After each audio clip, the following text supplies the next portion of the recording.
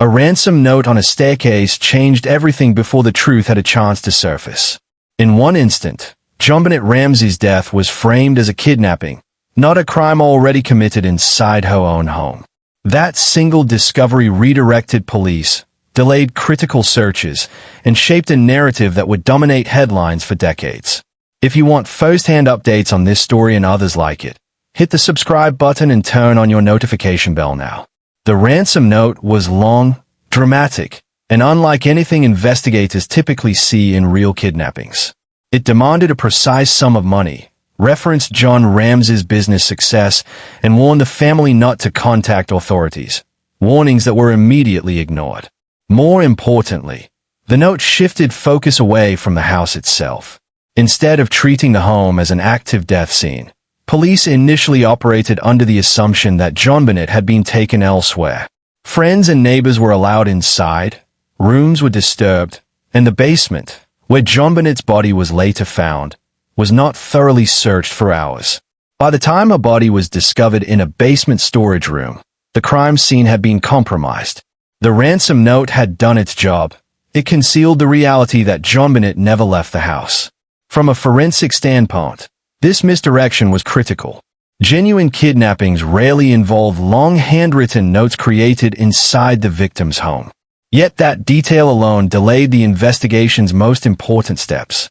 From the outset, the Ramsey family insisted that everyone in the house had gone to sleep and remained asleep through the night. This claim became the foundation of the intruder theory. If no one was awake, then an unknown outsider had to be responsible. The timeline was repeated consistently in interviews and public statements, giving it an appearance of reliability. But as evidence accumulated, that timeline began to unravel. Enhanced analysis of the original 911 call revealed faint background voices after Patsy Ramsey believed she had hung up. Audio experts later identified what appeared to be Burke Ramsey's voice, suggesting he was awake during the emergency call. This directly contradicted earlier claims that he slept through the entire night.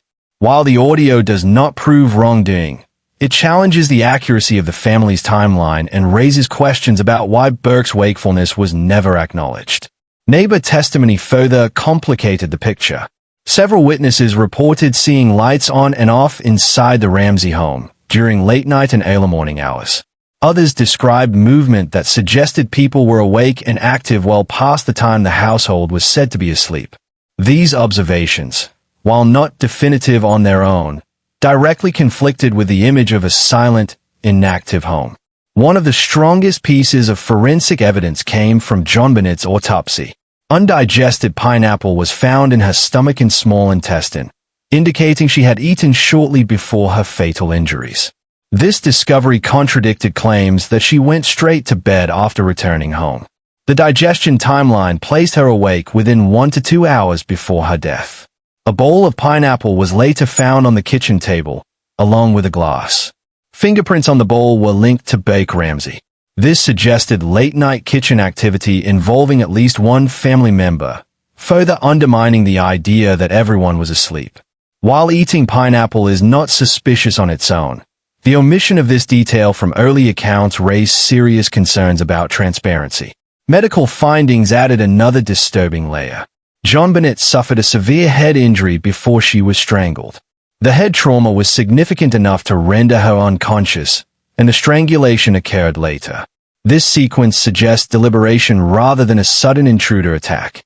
Many forensic experts believe the strangulation may have been staged to conceal the original injury, pointing to someone with time, access, and familiarity with the home.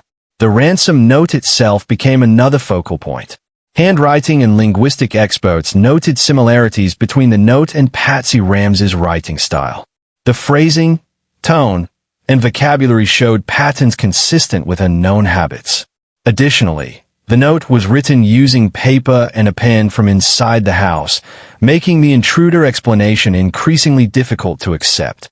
Witnesses also raised questions about John Ramsey's behavior. Some reported that when he searched the house, he moved directly to the basement room where JonBenét's body was found. While grief and instinct could explain this, the certainty of his actions has remained a point of debate among investigators. Finally, The family's legal strategy significantly shaped the investigation. Lawyers were hired quickly, interviews were delayed, and access to certain materials was limited. While legally permissible, these decisions slowed the investigative process and left lasting gaps.